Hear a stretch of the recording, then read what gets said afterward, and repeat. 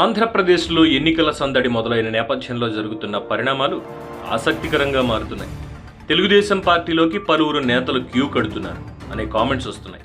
పలువురు కీలక నేతల్ని చంద్రబాబు నాయుడు తమ పార్టీలో జాయిన్ చేసేందుకు అన్ని విధాలుగా ప్రయత్నాలు చేస్తున్నారనే కామెంట్స్ వినిపిస్తున్నాయి.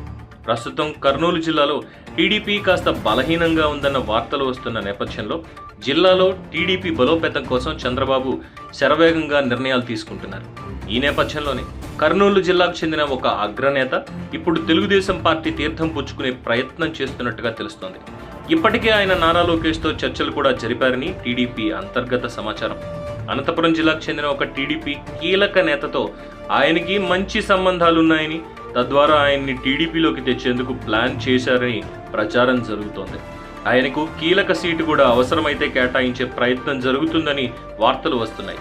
అలాగే కడప జిల్లాకు చెందిన కొందరు నాయకులు కూడా గట్టిగానే ప్రయత్నాలు చేస్తున్నారని సమాచారం.